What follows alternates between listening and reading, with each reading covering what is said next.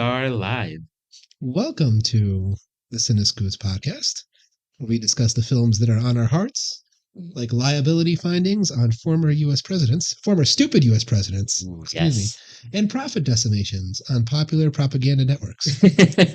He's Javier. He is Thano. And we got ourselves fan art. Oh, I love it. New logos. Shout out to May. When we post this, I will make sure to give a shout out. Give May some credit. Some credit. She's a fan. She's an actual fan of the program. Oh well, I love it. I hope we never insult her in any way. Never. No, May is actually the one of the sweetest human beings imaginable. Good. And merits no insult whatsoever. Good. No, I don't mean like personal insult. I mean like we say some dumb shit in this show. Oh, we say some dumb shit. May I apologize? But we are here to talk about the latest and I would say one of the greatest. Yeah. MCU movies, Guardians of the Galaxy Volume 3. Man, oh man. Man hits it. All right. So I think it's about time that we give our boy James Gunn, like some respect on that name. Some respect. I can't remember who it was. Somebody recently was talking about Guardians, and they were like, "Oh, people say that he puts his same friends in his movies, and if Scorsese's allowed to do it, and Steven Spielberg's allowed to do it, they're like, well, he has not built that repertoire yet." I'm like, fuck you. First of all, I can talk about this more in detail, but if the past few weeks, I can talk about this more in detail at a later recording date. But if the past few weeks have taught me anything, the whole professional world is about putting your friends in. It's not about putting your friends in. It's not about who. It's not about what you know. It's about who you blow. There you go. And here's the thing. Looking back at James Gunn's filmography, whether or not you love his movies, you cannot deny that, culturally speaking, they're hits. Yeah, for sure. Super. People may not love it. I don't love it, but it's a good movie. And they're made with love. I mean, Slither, I don't know, if a lot of people really know Slither. I never saw Slither. It's his first legit, directorial debut. Mm-hmm. Michael Rooker plays some honky-tonk man who gets infected by some alien parasite. You mean The Walking Dead? Basically. Elizabeth Banks plays his wife. Nathan Fillion plays the main hero. Mm-hmm. So he has this gaggle of people that he's always working with. I think his worst movie, and honestly, I don't blame anyone for this movie. Movie 43. He directed a segment in it. It's just not a segment. Yes, no, it's not his brainchild. Yeah. But he was one of those people that I don't know who got dirt on these people. Well, that movie is just textbook coercion. Absolutely. Yeah. That is the worst thing on his resume. Yeah. And considering how we have people like Hugh Jackman, Emma Stone, isn't Nicole Kidman or one of those really up there a tour actresses? Probably. I haven't actually seen movie 43. It is the movie that I've come the closest to legitimately walking out of. I've heard it's excruciatingly bad. It's bad. Yeah. But then we have Guardians of the Galaxy, then Volume 2, then Suicide Squad, then Peacemaker, the holiday special. Yeah. And now Volume 3. Hits. It just hit after hit after hit. Hits. So I think it's time that people take any sort of bad vibe out of their fucking mouths when it comes to James Gunn. Yes. Yeah, he's earned it. So I think in this, let's just get into it, because if you are in 32 movies into the MCU, yeah, and you haven't seen this one opening weekend, you got to go. What the hell are you doing? And if you're an MCU doubter, see this one. For sure. See this one. I've been very, how should I say this? I don't want to say I've been a simp for the MCU. But you are more positive on it than the mean audience. Yes, I'm more positive on it. I am absolutely willing to accept that, Phase 4 was not strong. Correct. Right? There were some movies in it that I really, really, loved. Yes. Doctor Strange and Shang-Chi, No Way Home. Yep. But like there have absolutely been some like big stumbles, right? Like Thor: Love and Thunder. It's probably the biggest stumble. I think so. Yeah. I'm willing to admit that like Wakanda Forever did not hit for me as much as we wanted as I would have wanted to. Yeah, see our former discography. Absolutely. But man, even Ant-Man started kind of, Phase 5 not on the strongest. On the wrong foot. I don't want to say it's like on the wrong foot. I still enjoy it. I just don't think it was like a strong start to Phase 5. And then here's the thing. I think we also have to remember, without getting too much into the weeds, Phase 1 wasn't received as just like hit after hit after hit. No, I do not love the first Captain America movie. Most people didn't at the time. The Thor movies, Iron Man 2, right? Yeah. Are not bangers. Yeah, no. But like, eventually it found a rhythm. We can hope like having good superhero movies is a good thing. So we can hope that, this movie is part of a trend of more movies finding the rhythm. Mm-hmm. But even if you're not a Phase 4 fan, I'd say that this is pre-Endgame quality. Oh, for sure. Like I would say this is definitely like as far as like the Marvel Guardians movies go, I honestly think they're all like extremely strong S tier movies for me. Yeah. Guardians 2 is probably my most rewatched. Yes, that and Infinity War. I love Guardians 2 more than I love Guardians 1. Me too. I just think everything on it just hits a little harder. Like the emotional beats are better. I personally think the soundtrack in Guardians 2 is stronger than the Guardians 1. When you've got Kurt Russell saying, and not singing, saying, Brandy, you're a fine girl. You're in for a treat. It's good, man. It hits. Yeah. But we're back with Volume 3, which, funny enough, if you read the synopsis of the movie, like it puts a lot of stake on Peter Quill. Mm-hmm. It talks about how like, well, he's dealing with the loss of Gamora from Infinity War and Endgame. Yeah.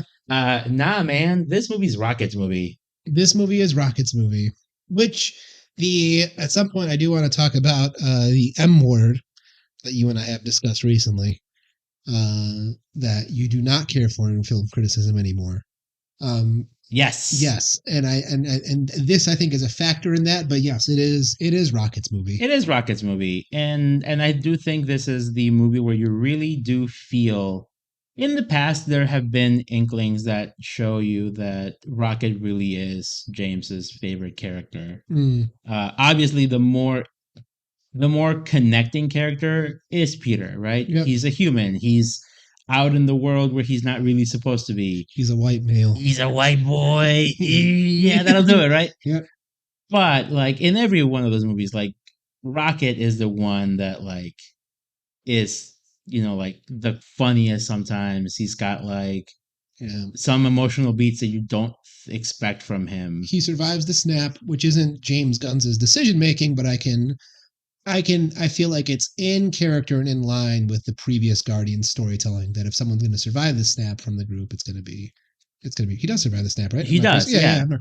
He's the only Guardian that, like, from the original core Guardians that survives the snap. Yeah.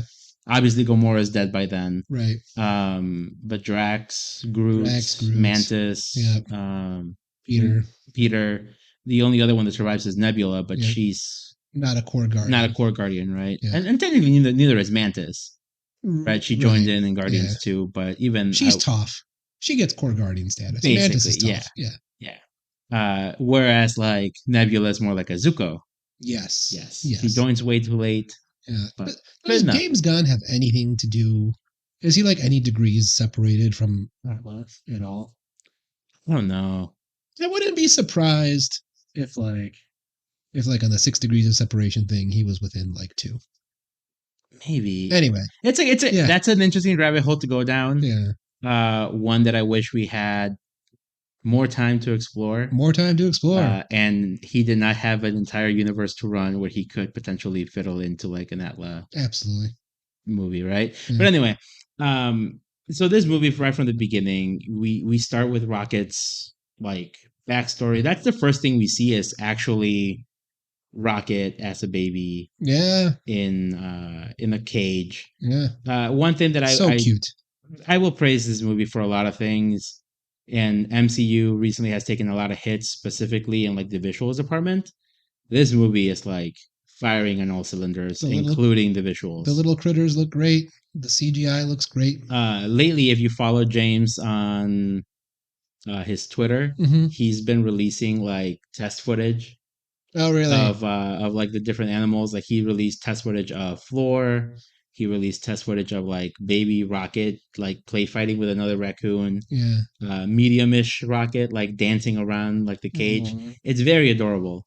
And so like it just kind of starts you off in that right like track where you're like you're expecting to see some probably not fun shit happening, because that first shot is very ominous of that giant hand just like reaching into the cage. Yes. Which then transitions us into like our opening shot, right? Which again starts us on the downer. Traditionally, Guardians movies, every time we're introduced to the Guardians, is through fun, right?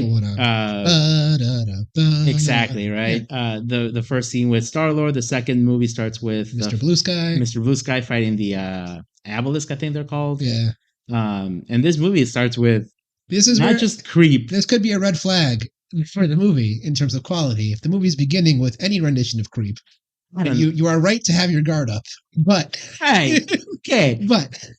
Hear me out, man. It fits. I love the song "Creep." I know. Wow. I am shocked, actually. I don't like Radiohead. If there are people who I did not think would like the song "Creep," you are at the top of that list. I blame Rock Band. Yeah, for sure. Because it's a Rock Band song. Yeah. And I just love any song that you put in Rock Band. Mm-hmm. I am at least going to like passively enjoy it. Oh. But Creep is one of those songs. I don't know why. It just works for me. It's a song. And it thematically it fits. Absolutely. Right? And again, this movie starts not with the whole team. It's a focus on Rocket. Yep. We see that everybody's doing their part. We are introduced to like now big, massive Groot, which I love. Yeah. I love Honky Groot. Funky Groot. Yeah. Linebacker Groot. There's going to be people who come out with like a Groot kink. Kylo Ben Swallow Groot. He is built like Ben Swallow. Don't you ever say the words Groot kink on this show ever Someone's gonna have a Groot kink. I can tell. Yeah. Dude, people are freaks. People are freaks.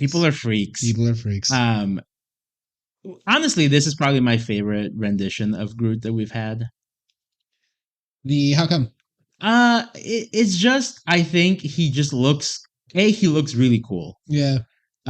While still having a really silly baby face. Yes. Like in the first Guardians, like you have really big, he's like a hulking, like tall Groot. Yeah. But he's got like a very mature looking face. And he's like still lanky. He's very lanky for sure. Yeah.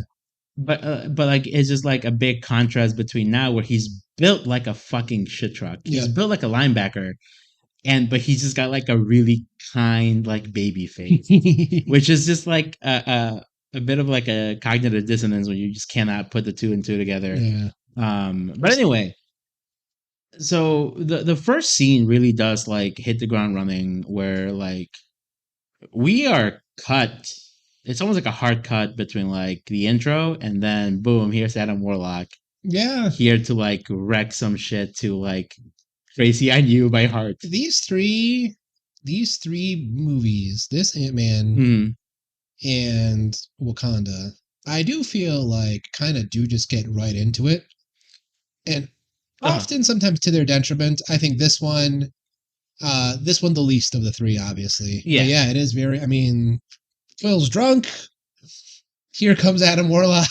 Yeah. Yeah. By the way, before we get into the Adam Warlock stuff, I love the running, and this has been obviously a running joke with Groot since like the first Guardians, where Groot will say what is probably some very unfriendly things and people just kind of like hint at what he's saying. Yeah. And then you're filling in the gaps. Filling in the gaps. It's fun. Because like there's a whole thing where he's like, oh, maybe you can touch him to feel better. And then not Groot like said that. something. And they're like, Groot, not like that.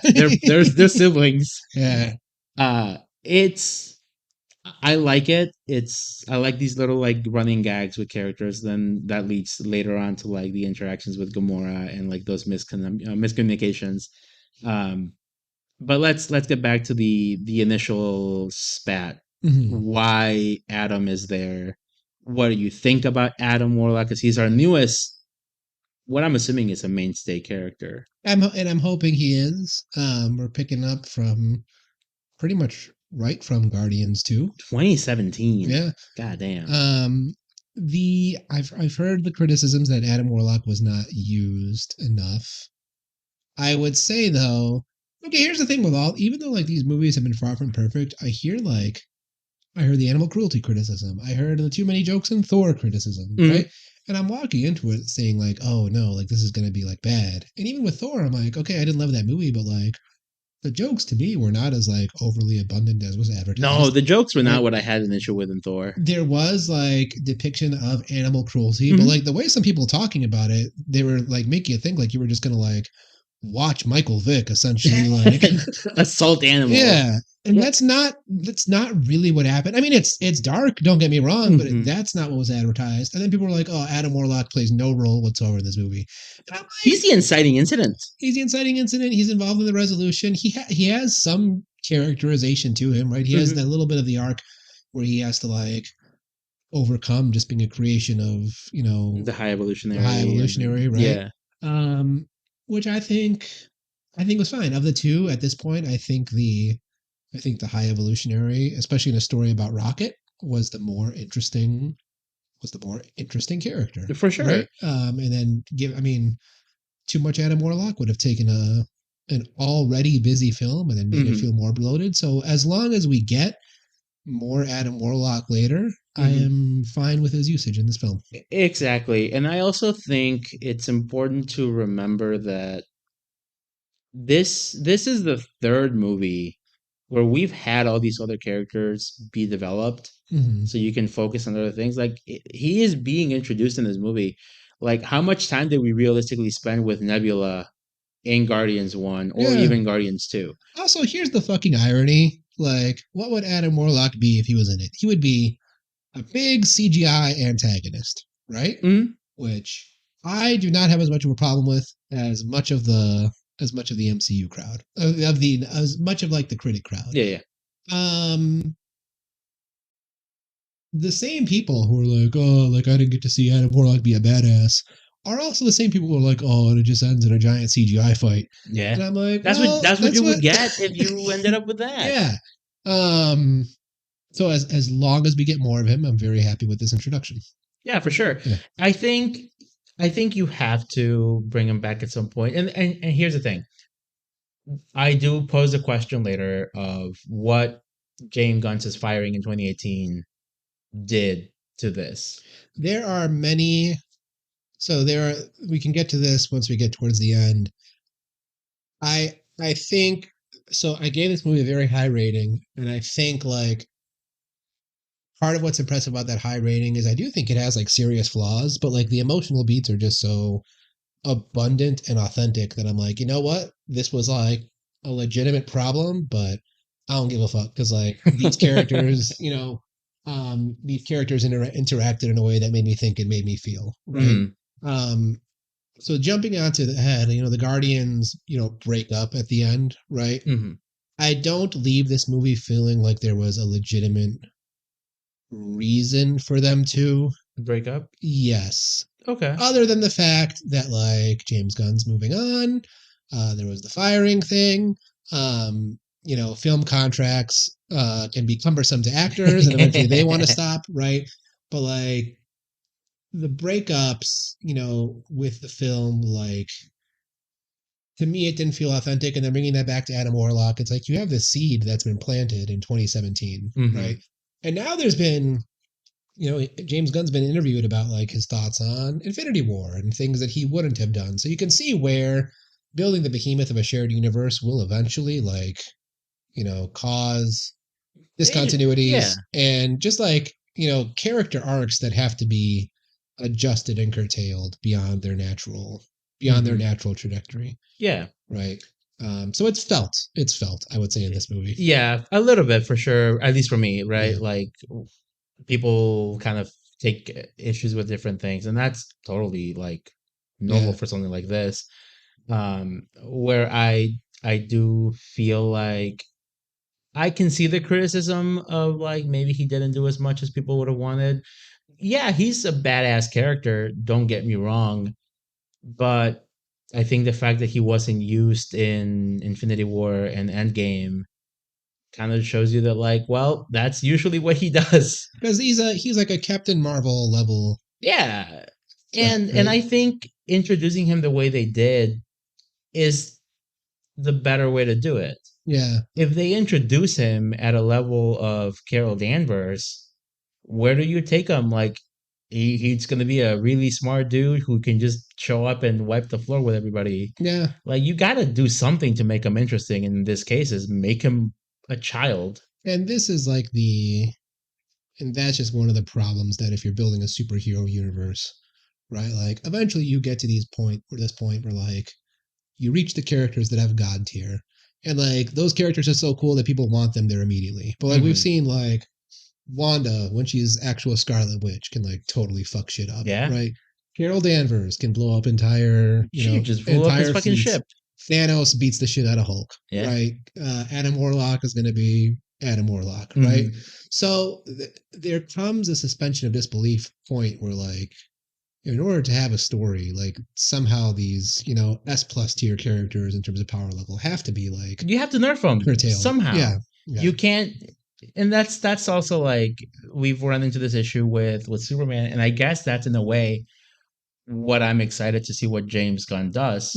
He's gonna have to find a way to make Superman relatable, because you're making what is essentially like a godlike figure. We live in a world where every time Superman and Batman fight, Batman basically like always wins.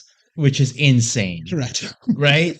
Like you have a guy who can from 30 feet away blast you with heat vision. Yeah.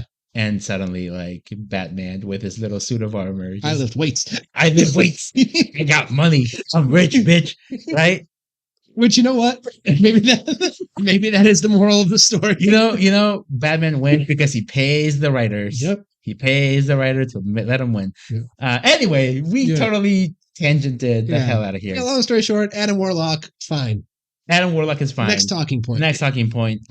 So the way we end up with having to encounter the High Evolutionary is because Rocket gets fucked.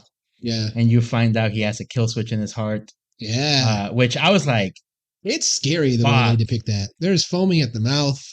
There's seizing. Yeah. It's I've heard people say that it's very like whiplashy when it goes from like super dark to like joke. I don't think so. Like I think it does go hard in some scenes, but then like you kind of have to diffuse it somehow. Yeah. But I don't think it does it in a way that takes away from the seriousness of what's happening. I sense a little tonal whiplash. Most of the whiplash I honestly think is just like that I saw was just in terms of like the story trajectory of one scene to another. Actually, I'm curious as to whether you noticed this your second time. Okay. Because you've seen it twice, right? Yes. All right. There was a scene when we watched that the cutting was just so weird that I looked at you. It was the fight, the hallway fight. And I'm like, was that a glitch? Like, was that, did you notice that scene again? 100%. Yeah. But I think the second time I almost found it funny. Because it's like you end this action scene where everything has been just so fluid, because it's a long take, right? It's a oneer. Everybody's doing their thing together. And then the song ends and they're kind of just like standing there for a second, like catching their breaths. Yeah. And then a fucking hard cut. Yeah. To them just running down the hallway. Yeah. It's a little jarring. Yeah. Where it feels like it's wrong. It feels like something's missing. Right. Yeah. Like a beat of someone saying something. Or like, someone cut out a piece of the tape. Yeah. It's a little weird. Yeah. But whatever. It's a small detail. So when I say it's messy, that's half of what I mean. There's like scenes that I feel like don't logically fit into other scenes, and not from a plot hole point, but it's like, oh, like it feels like something was on the editing room floor that would have just like smoothed out the edges. A little bit. I do have one that we'll touch on in a second. Yeah. So once Rocket gets hurt, we end up with Rocket being, I don't want to say in the back burner because he's not. He's still the central character. Yeah. But we transition between flashbacks of him kind of like, this is the idea of someone is dying and you're kind of reliving. If Boba Fett was done interestingly. Exactly. So like the first thing is we kind of talk about Rocket, how he is first made into what he is. Mm-hmm. This is where we start to see some of that animal abuse that people talk about. Yep. Because you do see what is essentially a baby raccoon with like his skull, like not exposed, but like the skin around the skull is like cut up and bleeding. But it's also intercut with like Lila, who is the otter. Oh, I love that. Like being very tender and caring. She like licks a little piece of fabric and like cleans the wound. We're introduced to Floor. I love who is this like weird. Somebody referred to them as like, and this was in a meme, and it is exactly what you think of when you see this. This is like Sid's room in Toy Story. That's exactly what I thought. Right? You have these like the head. The doll head with like the spider legs. That's Teefs. That's exactly what I thought. Not Teefs. That's Floor, right? Because he's like the spider thing with the spider legs, and it's a rabbit. Yeah. Then you have Teefs, who's like a walrus with giant wheels instead of legs. Yeah. Lila is the otter who's missing arms. She's got like robot arms, right? That's what it is. I love this movie's use of ugly things. It makes ugly things feel so beloved and so included. Mm-hmm. I love the resolution where everybody gets to live in nowhere, and I'm like, yes, like fucking everybody belongs. Like you tell him, James Gunn. And that's what nowhere has always been. It's always been a place for like these misfits, especially post the Collector. Yeah. And you see in this opening, this basically like apocalyptic looking bunny, right? Dude, he looks so gnarly. He looks crazy, and then he's just like Floor. And I love him. Dude. Him or her? I don't know. Yeah, but anyway, I think it's a she. Yeah. And it's all of these little scenes that like just fill you in on why Rocket does not talk about this. Yep. Because it's hard to watch. And also like the scenes that are intercut are scenes between him and the High Evolutionary, who, there's hints of I see what he wants to do. Mm-hmm. Like there is something about him wanting to take these creatures and evolve them, make them in his view perfect, right? Yeah. But then there's also like the differentiation between him and someone like Thanos, who Thanos, you feel like there's a bit of like the greater good, right? Yeah. Whereas this guy is pure ego. Pure ego. I would actually be very interested. Do you know if James Gunn is a Tolkien fan?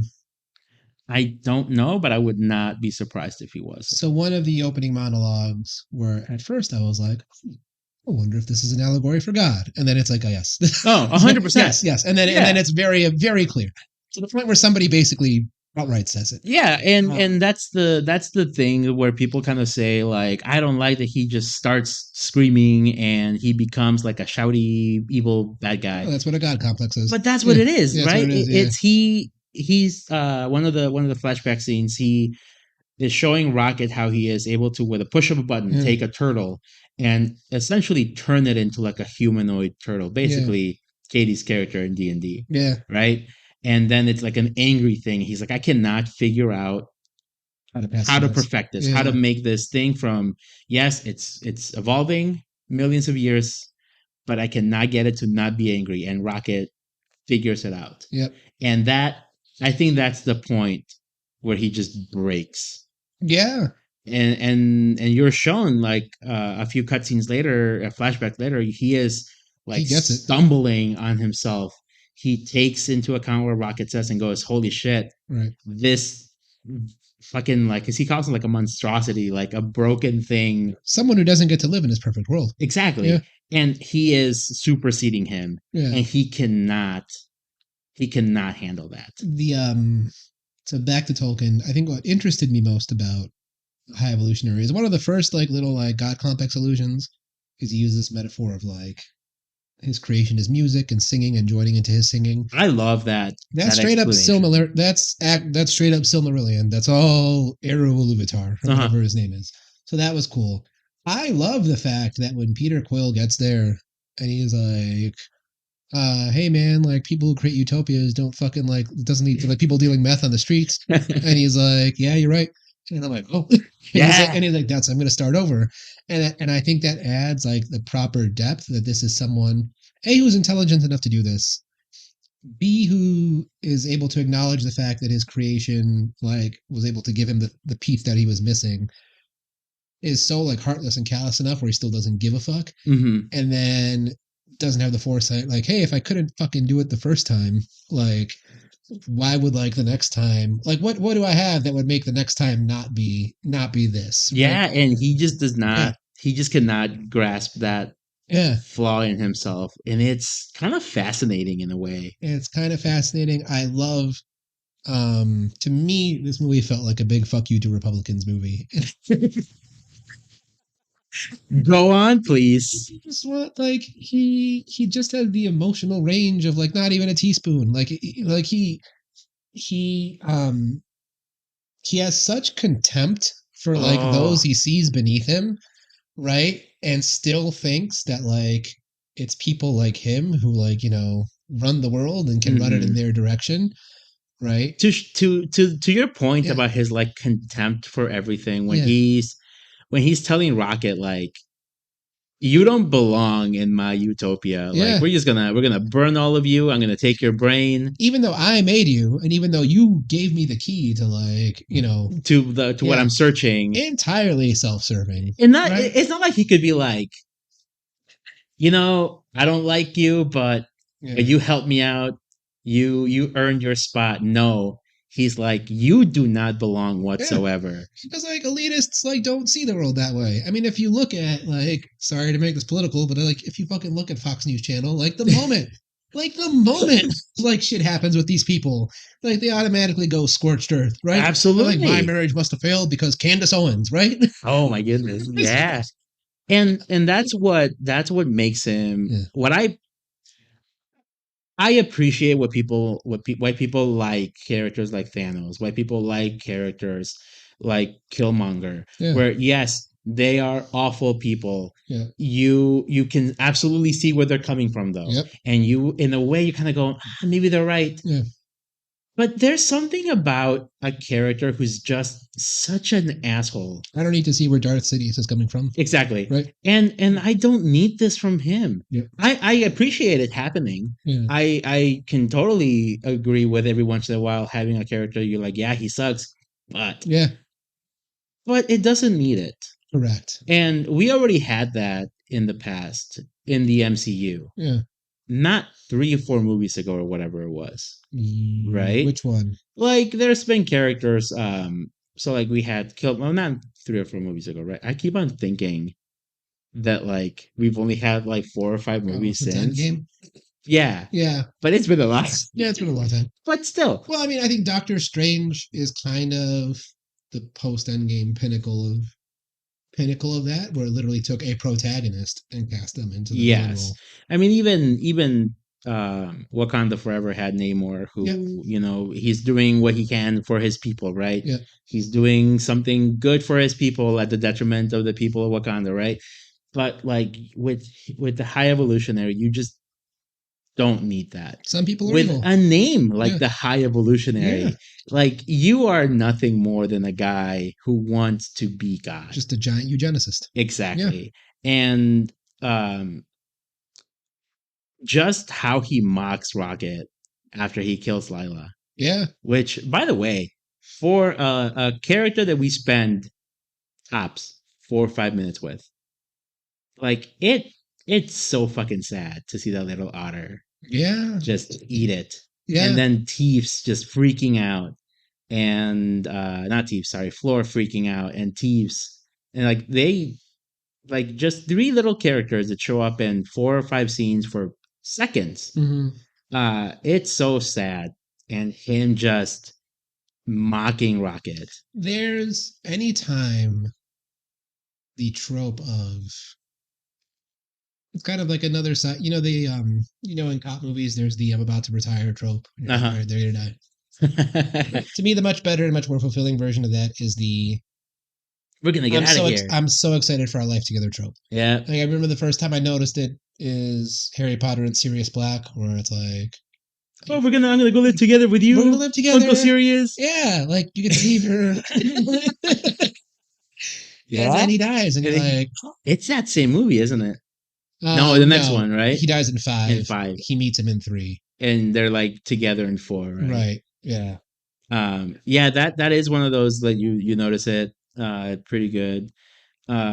It's a trope, but I think we've had this chat before. Sometimes the trope works. Sometimes the trope works. And I think this is one of those cases where you need it. You need to see why Rocket is the way it is. And we had this issue, I think, when we talked about Solo, where you're like, at the beginning of Star Wars A New Hope. I don't need to know why Han Solo is Han Solo. Exactly. Yeah. But that's a problem, right? So in A New Hope, Han is kind of like disheveled. He just doesn't give a fuck about anything. He's like, I'll do whatever for money, right? Yeah. And then they're like, well, in Solo, a Star Wars story, we're going to figure out how he got that way. Nothing in that movie lets you believe that this man became like for the money, do whatever. Yep.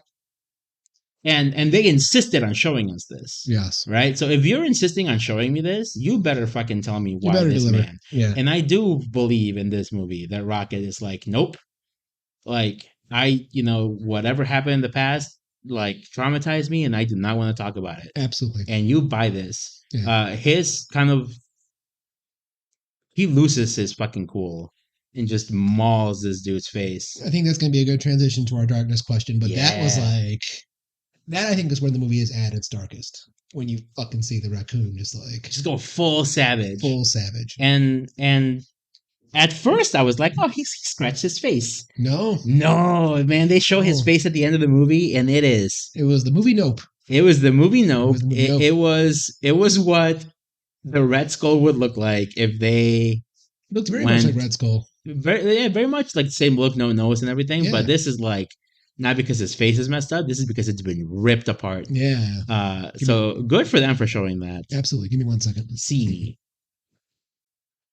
So let's go ahead and talk about a couple of the different kind of set pieces that we go through. Mm-hmm. I really liked the what's the place called? Orgocorp? Yeah, me too. The Orgoscope is a really cool, like, visual thing. Yes. Because, like, in space movies, we're used to always, like, everything is metallic. Everything looks like Star Wars. Yep. Even in all the other Guardians movies, like, everything is very futuristic. This is kind of gross.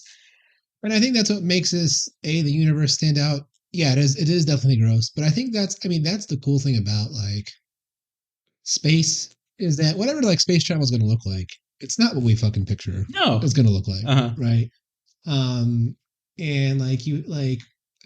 if we live to see that future, right, it's gonna engineer all kinds of technology shit. Right? I think building something out of organic matter. It kind of makes sense. Yeah. I really love that this, though, starts the running joke. Another running joke in this movie is Mantis not being coordinated in certain things. When they're jumping into spacesuits, she's like spinning around in circles. Yeah. When they land, she lands on her face.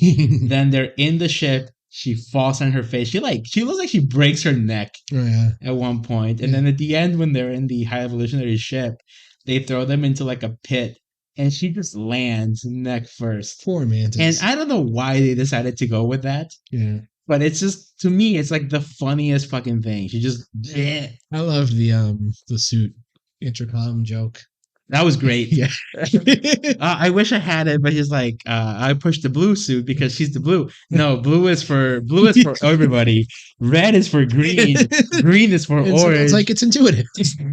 It's fucking Drax. Yeah. The audacity of Drax to be like, it's intuitive. Drax had beautiful moments in this. Drax? Yeah, when he speaks Juju or whatever it's called. Yeah. Yeah. It's been said. We've said it in this podcast. I'm pretty sure we've said this in the Cabin in the Woods. He is the best wrestler turned actor. Not even the best wrestler turned actor, dude. I think he's just to the point where he's just a good fucking actor. He's a great fucking actor. Like, I think calling him the best actor wrestler, it's almost a detriment to him now. Because he's better than actors. Yeah. Yeah. It's insane. He's playing a character against, Chris Pratt, Zoe Saldana, Karen Gillan, Bradley Cooper, all of these characters, and he is more than holding his own. Yep. It's almost insulting to be like, he used to be a wrestler. No, like, but again, we've said this at the beginning. Put some respect on that man's name. Some respect on that man's He's earned it. I do like that the way they bring Gamora in makes sense. I like the dynamic of like mean, angry Gamora versus the crew. Yeah. She's got a swagger to her. She does. Dude, she looks so gross. She puts up, her hair is greasy. I think she looks great. She does. I think she looks great. She looks great. Yeah. But the way they make her look, I don't want to say savage. Yeah. But she is a different Gamora. She's Gamora. Unkempt, but in like a piratey way. She's a pirate. She's a pirate. She's a space pirate. Yeah. The only thing I kind of wished is they had some sort of section kind of showing that she is more at home with the Ravagers. You see that in the ending montage. You do at the end, but there's nothing at the beginning that kind of leads you to believe that necessarily. Yeah. I would have liked to see more of an interaction between her and Stallone. Because I feel like you could have a daughter-father dynamic with those two that shows why she's so drawn to the Ravagers in the same way that Nebula is drawn to the Guardians. She wasn't in Thor, was she? Who? Gamora. Was not in Thor. No, yeah. Because she's not in the group at that point. I couldn't remember if she was in the movie or not. I do like her inclusion in it a lot, and I do love the fact that she does not end up with Peter Quill at the end. I loved how they handled it, and they made me buy everything. They made me buy that he would try. They made me buy 100%. She would refuse. They made me buy that, you know what, these two are going to go their separate ways, and it's going to be fine. Happier for it. It's going to be fine. Yeah. And I do think that then this opens up another opportunity that was very messy from the very beginning. So at the beginning of multiverse stuff, there was always the concern of, well, death means nothing. Yep. But this proves that it does. Correct. Just because you have Gamora back does not mean that you can then pluck her and just drop her back into the Guardians. Yeah. Because she does say at one point, she's like, that's not me. Like that, the one that you were in love with, that's somebody else who had years of, like experiences with you. Mm-hmm. Like, I don't have that. Like, fuck off. Yeah. And it does take a while, I think, for Peter to kind of get that through his head. And she's been plucked from her own timeline. Yeah, which has got to be rough for her too.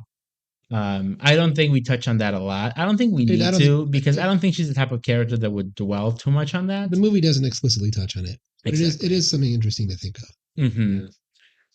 I do think that the way they could have gotten to Counter Earth could have been a little bit better. Because like we said at the beginning, like it does, people keep saying like it's fetch questy. But I don't mind it. I don't think how do they get there again? So they are at the orgoscope. They get the ball. Right. They're looking for the code. They find out that I think his name is Thiel. Yeah. He's the henchman. the dude with the weird thing on the side. Which, by the way, that joke later is so fucking funny to me. I'll explain in a second. But he somehow got in and specifically pluck that part of the code related to the heart from the sphere. Which then when they're in Counter Earth and they're searching for him, that's the scene from the trailer where Drax fucking just pelts a girl in the face. Right. But then Peter is trying to talk to this bat lady about how to, like, what this guy looks like, and he draws a kindergarten level for a grown ass man, a kindergarten level thing. And fucking Nebula is like, oh my god. And then Mantis is like, that's so good. And Drax is like, I won that from my apartment. Can I have it? And he's like, oh my god, thank you guys. Yeah. It's so funny to me. While the bit with the couch is happening. Is happening, which, again, these are silly jokes, but they work really well. I do think they work. I do like that a lot. The visual humor in this movie, I think, is also very good. Having, Drax kind of falling asleep and then walking into this house, and the pictures on the walls are like the stereotypical like 70s pictures. Yeah. And you've got these like people. Weird bad people, right? Which, by the way, that also then like starts a whole weird kind of like, back of your mind question about how culture developed here and why, like, well, not just that. So, like, do you have to like marry someone who's your same animal? Maybe. Not very utopian of Mr. Utopia for everybody, huh? Well, you know how the fascists were all about staying with your assigned groups. Oh man, that would open up a whole can of worms. Yeah. This is kind of what you were saying. We have this scene of the High Evolutionary showing absolute just uncare, like just no fucks whatsoever for what he's created, and he just like yeets himself out. Right. And he's like, I'm out. He lets the planet crumble. Which the scene as they're taking off and Groot and Peter go up to, talk to him. Mm-hmm.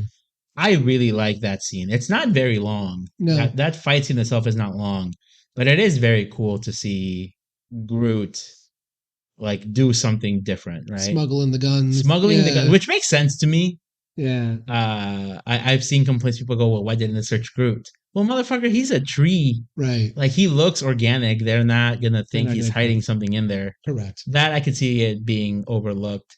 But seeing him hold all of these guns with like different tentacles and just the synergy that he has with Star-Lord. Yes, I'm always not clear as to what Star-Lord's like. I know he's part Celestial, but I'm never clear as to like what exactly like his power level is. And when they were going to walk in there, I'm like, how are these guys going to like... Because the movie's been making him up to be like Thanos tier in power, like at that point. Like when they're like, oh, you're going to go fight him? You're fucked, right? So I think the way they can get away with that is people feel that way about him because of what he's able to do. Yes, but all I can do is just like do the gravity shit. That's really all he can do. And other than that... But what I'm saying is they sold that for me. That they were able to just like... completely fuck up that room. They do. Look great. It's great. I love seeing like they're both fighting, and at one point you see that Peter's getting shot at, and Groot wraps him with his arms or whatever, and like makes a shield, and it works really well. And then they with bald head guy to the degree that I'm like, to what point did Peter know that you would do that? I don't know, because even at the when they do have that conversation when they're like, "How did you get out?" "Oh, we just jumped off." Yeah. Where I'm like, "Oh, did Groot know?" Because Groot looks confused for a second there. The We Are Groot scene in the first one, I feel like, because he turns himself into a shield. Yeah. In Guardians 1, right? Yeah. I feel like that's indication that Groot could do something probably akin to what happened. Yeah, maybe. I love that they're just perfectly fine with totally murdering man. Yeah, dude, fuck him. Fuck him indeed. And I think that's why I like the fact that they don't shy away from the fact that they're willing to do what they have to do. Yeah. Yes, are they going to try not to kill people? Yeah, Yes. they go through the whole orgoscope thing without killing anyone. Yep. But in this case, like this is where shit is like this is no longer just your basic grunts. This movie lets you know that there are intolerable strands of evil. Yes. Right. And just I think at this point Peter is just not willing to negotiate Yeah. with anyone in that room. Yeah. Like he sees these people as all of you are completely like we're gonna go in and out. We didn't Yep. ask the Pakistanis. We didn't ask the Pakistanis if we could go in and kill Bin Laden. We're like, there he is. Yep. Fuck him. Right? Yeah, and you know, I do like that. I do think that you need that in this situation Yeah. because all these people are completely okay with everything that's going on, and I think we do get that more because we do see that these people are the ones that are helping him with the experimentation. Yeah. Right. We do see that they have been with Rocket since the beginning, with the High Evolutionary since the beginning. And that's why I think this movie is so good at speaking to this current time because you have the Tucker Carlsons, you have the Vladimir Putins of this world who have just proven that they're like, we're not people that you can negotiate with. No, several lines, right? Sometimes you just gotta sever the cord. And I like the point that you made where it does distinguish, where they're not like just narking everybody in the orgosphere, right? Mm-hmm. So I think it does a good job of showing the line that like there's certain brands of evil that you cannot reason with, that just need to be rooted out, and and that doesn't apply to everybody, mm-hmm. right? And then at the same time, you have the beautiful like welcome everybody rhetoric of like, and now that we've dealt with evil, everybody's on board to come with us. Yeah, right? because so after I like they're going into the ship to rescue Drax, mm-hmm. Mantis, and Nebula, and they show up and they just freed themselves. And they're like, "What? New thing." And that's when they go down the hallway. They take care of all of that shit. Mm-hmm. And they finally get to where they need to go. They take care of what they have to. And then, like you said, everybody who's left, they're like, you can kill me if you want. We can try to fight this out. Yeah. Or you can get the fuck out of here and, we'll take you in. Yeah. And people go, oh, okay. Yeah. And that does play in then with the idea that kind of what Adam asks Groot, like, why he saved him. And he's like, second chances, right? Right. Like, this might be what you've been doing, but doesn't mean you have to be a dick the whole time, hop on board. Yep. Which is, again, wonderful theme for this movie because it is all about second chances, right? Nebula probably has easily one of the best character arcs of any of the Guardians. Yeah. In IRL, I don't know where the line of second chances is, and no more chances. Fuck IRL. Right, but I think that movie does a good job wrestling with that question. Like at some point there is a line of like, second chance, no more chance, for sure. Right, and I think Adam was very close to that line. Right, if Rocket had died, ain't no way they're giving him a second chance. Yeah, perhaps. I think the fact that things were able to kind of work themselves out, they're like, well. He was under the rule of this guy. He was born yesterday. He was literally born yesterday, right? Yeah. I do think one of the scenes, like even on a second watch, that did get me really hard is when they are able to finally get Rocket running. Like that scene is very emotional to see Star-Lord. The actors sell it perfectly. Oh, they sell it very well. Yeah. Peter's like, he's fighting for Rocket because, he's lost Gamora. Yeah. He doesn't want to lose Rocket. One of the things that I don't understand is 100%, he keeps saying, like, he's my best friend. I don't know about that because they've never really had that. So when I was watching Guardians 2, I did feel a bit of whiplash because I started watching it a couple days ago. And I'm like, in this movie, like, they're at each other's, like... They're constantly bickering and like shitting on each other so much. And that's part of their character growth of the movie. I think what's done with Peter in this movie is interesting because it starts off with him being drunk. Mm-hmm. Like we've kind of seen this before with Thor, like maybe some other characters I can't remember, where that's how they're dealing with their grief post. Yeah, they're rock bottom, right? Post Thanos. And then the movie doesn't like do a whole lot with that. Like if you looked at that sequence and you didn't know anything else about the movie, you're like, this is going to be like Peter's movie. And then if I tell you like that sequence exists and at the end Peter reunites with his granddad, you're like, yes, this is Peter's movie. And it's not Peter's movie. It's Rocket's movie, yeah, right? He does very, very briefly. He does say like, if I hadn't been like fucking around, he does, and that could be the idea of when you're a rock bottom, something has to shake you out.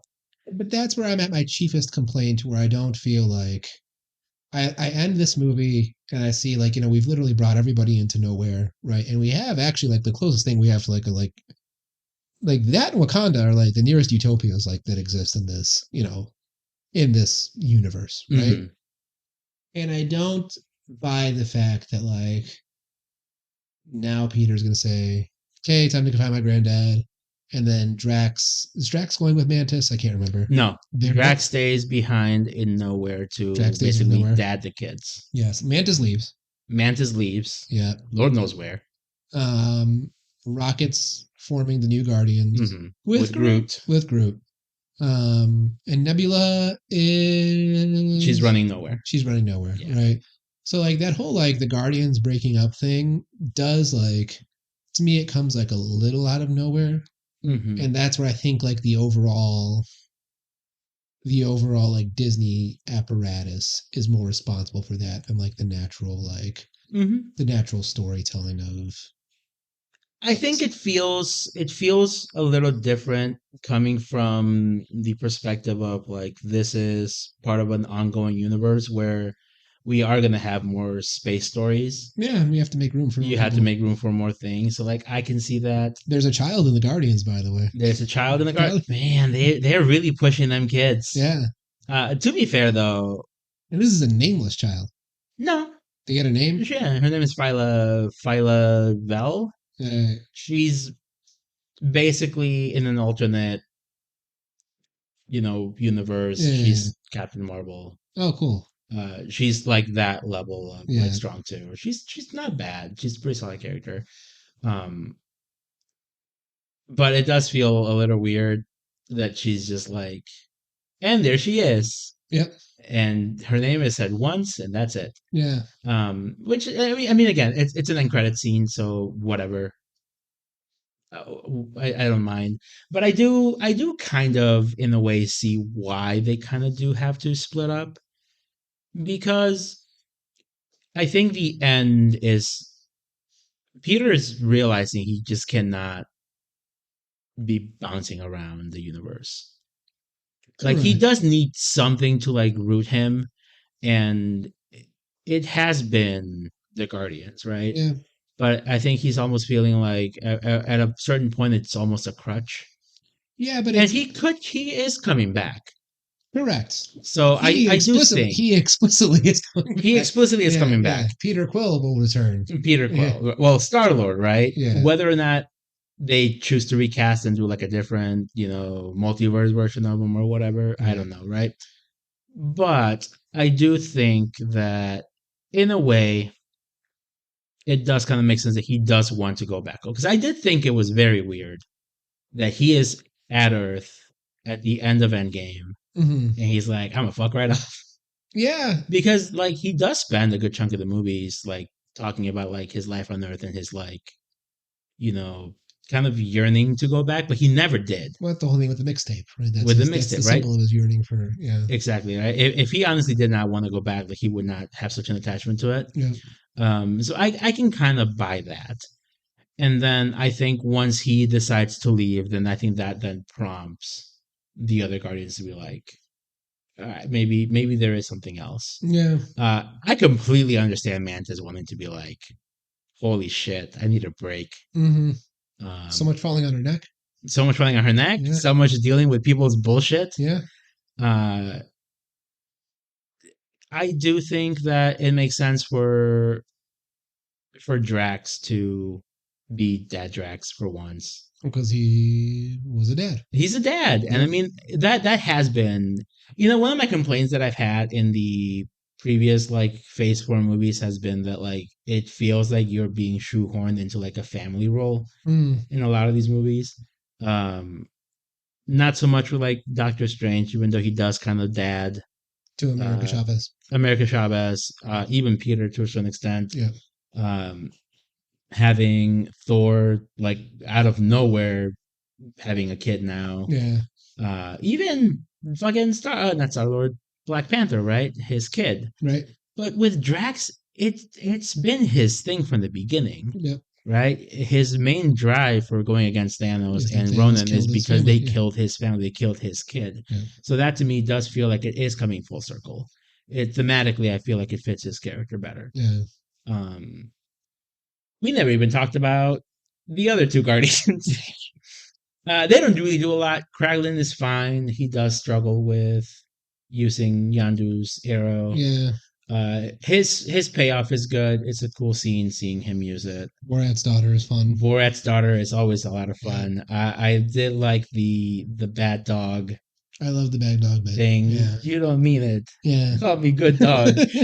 But she still has that little Russian accent, even as a dog, and I do love it.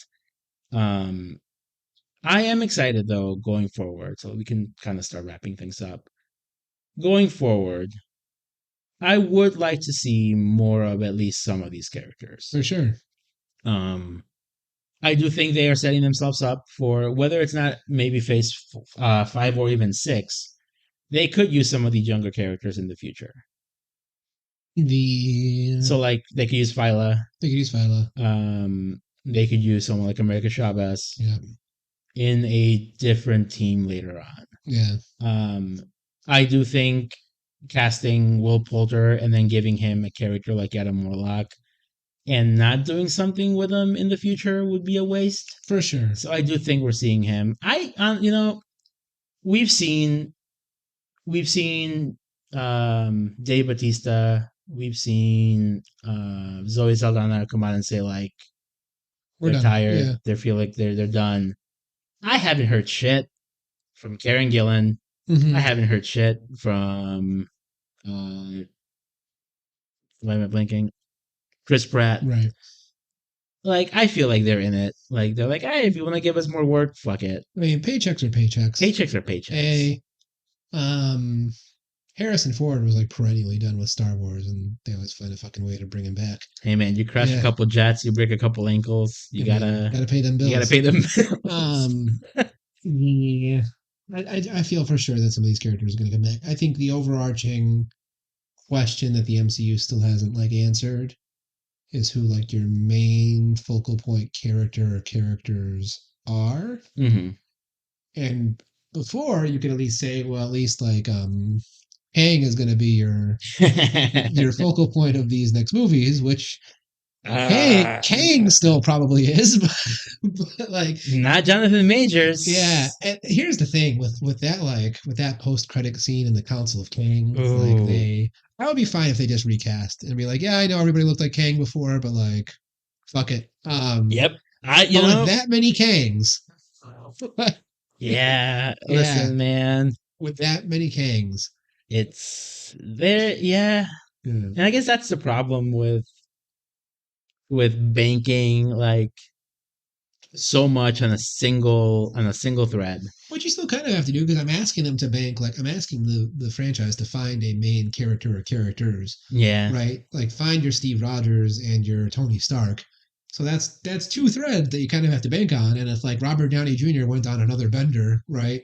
So, which would have been very possible if we're being honest. There would have been trouble, right here in River City, right? Yeah. You know what, this, even though like she had nothing to do with this movie made me want more Scarlet Witch. In the sense that like, now that this end of the story is wrapped up, right? I thought WandaVision did such a good job for potentially like offering her as like one of the focal pieces of these next phases. Mm-hmm. I know Elizabeth Olsen is ready to take a break from the MCU. She has said that recently, right? Mm-hmm. But now that this direction is wrapped up, like I'm very eager to see like what's coming next and who's going to be at the center. So yeah. It's got to be interesting for sure. I do think, and I know it's early, right? Movie just came out. Mm-hmm. But word of mouth has been very good on it. Yeah. It's, I think, one of the higher rated MCU movies that we've had in a fat minute. I think aside from obviously Wakanda, right? I feel like that one was kind of like for sure gonna be that's in its own separate like. Yeah, exactly. Yeah. We had a hearty discussion that day about it, but I do think that if the MCU is able to keep this going, the same vibe that this specific movie is giving us, the Marvels is gonna be telling. I think that's the next. Yeah, that's definitely gotta be like if the Marvels does not hit. Yeah. That same, I don't want to say the same beat because that feels like I'm asking for repetitiveness. I don't think it needs to be the same quality, but if it's not at least a bop, then I feel you're still in, shaky water. But if the Marvels is a bop, then like, and you're able to hit like 2 solid movies back to back, yeah, I think you're in good shape for sure. When does Secret Wars start? This summer. When during the summer? Mid-June. Okay. It's 6 episodes. But unlike all of the other MCU shows, they have said that it's 6-hour-long episodes. Oh, good. So I am excited for that because I feel like if you're giving me 6 half-hour episodes, just cut some shit out and give me a movie. Yeah. Like if you're gonna give me a show, you better make it worth a show. Correct. Right. I don't know, but then that also leads us to the other problem here. We've got a writer's strike. Which it's funny that we haven't talked about that at all. I don't think we need to get into it because it's problematic, and I honestly don't know a lot about it. If you really want to know more, check out my boy Dan Morrill. He has a wonderful video on it. But we are already seeing that impact the MCU. Yep. Blade is the first. It's the first one that got hit. Daredevil just got hit. So I wonder if this could make first of all, before I say this, solidarity with the writers. Oh, for sure. I know exactly where you're going with this, but go on. Oh, I was gonna say I wonder if this could actually make dealing with the Jonathan Majors thing. Oh, then maybe I don't know. Yeah. Okay. I know they have said that they are going to take a step back. Not in terms of like, obviously they're not going to stop the movies, but they are going to take a step back and like look at how they hire writers, how they work on movies. And I think that's the right thing to do. Step back in constant production. And this was before the writer's strike. Yes.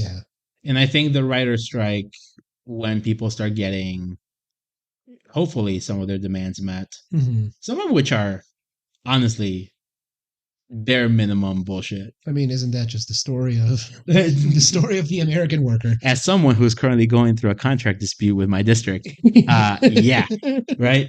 I would hope that then means that they are not working on some insane bullshit in the MCU too. Yes. But anyway, very very fun conversation. Besides one small tangent, I think we were pretty on track this time. Yeah. Very fun. Yeah. Well, once again, big shout out to what's her name? May. I'm sorry. This is the first time I'm hearing your student's name. I'm holding it up to the microphone so everybody can see. So everybody can see it through the microscope. Yeah. It'll be on the socials. It'll be the new logo. Maybe you can ask May if she has a digital file. Digital, so that we can not have it look like shit. If I take a picture of it, it's not going to look as good as it looks like this. Yeah, I wonder if I can scan it. Anyway, we'll figure that out. Yeah. But it is a wonderful. It's awesome. It's awesome. And I will say that we look much more flattering in this beautiful piece of art than we do IRL. Yep. So thank you, man. Please never see me IRL because people would be very devastated. I love that they even got your hairs, the way your hairs stand up. Yeah. Because you're always fucking with your hair. Yeah. Yeah. I love fucking with my hair. All right. Yeah. Well, we've got a busy summer coming up. A busy summer. We're going to be talking about Jury Duty very soon. Jury Duty. How I Met Your Mother in the summer is returning. How I Met Your Mother summer. Season 8 is coming. Season 9. Yeah. We're going to end that. Yeah. What else we got? Fast Are you gonna go see Fast and Furious with us? I have a ticket. Fast X. Yep. And Oppenheimer. Spider-Man comes out before. Yep. Yep. Many things. Many things. All right, everybody. Thank you better get Ari Aster in before the summer ends. Boys Afraid, right? Yeah. All right. Yeah. Well, we'll talk about it. Yeah. I do want to see it, and then we'll get it in for sure. We gotta. You know, for our boy. Good or bad, I gotta support my boy. Yep. All right. Thank you for joining us. Make sure you share this with our millions and millions of other fans. With our millions and millions of other fans. Like and subscribe. Yeah. Give us a shout out, please. We are desperate. We're desperate. And until next time, he has been Thano. He has been Javier and continues to be. And this has been the Cine-Scoots podcast. Bye.